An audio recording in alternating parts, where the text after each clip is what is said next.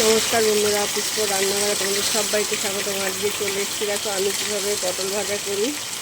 এর আগে একদিন দেখিয়েছি অন্যরকমভাবে, আজকে অন্যরকমভাবে দেখাচ্ছি। দেখো পটলটা আমি লম্বা লম্বা করে কেটেছি, একদম শর্টকাটে পটল ভাজা। সামান্য হলুদ দিলাম আর পরিমাণ মতো লবণ দিলাম। বেশ ভালো করে ভাজা করে নেব। তোমরা চাইলে এইভাবে একবার ট্রাই করে দেখতে পারো বন্ধুরা, বেশ ভালো লাগে।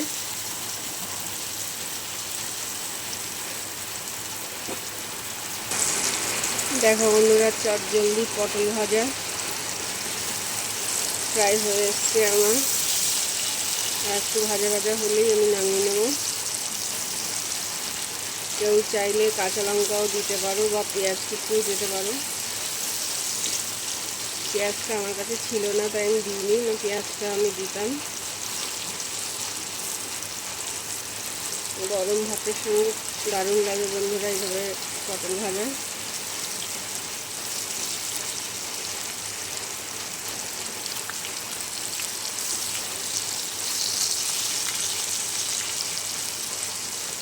কার কার পটলের দানা ভালো লাগে বন্ধুরা? আমার তো খুব ভালো লাগে পটলের দানা, উচ্ছের দানা। অনেকে আবার দানা পছন্দ করে না বন্ধুরা।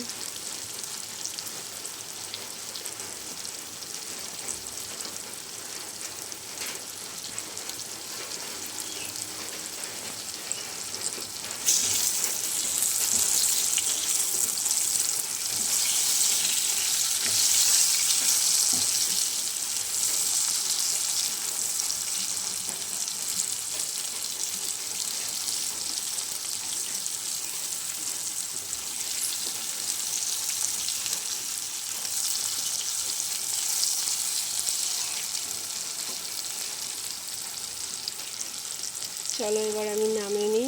তোমাদের যদি ভালো লাগে বন্ধুরা, তোমরা এইভাবে একবার করে খেয়ে দেখো, দারুণ লাগে। আজকের মতো এখন টাটা।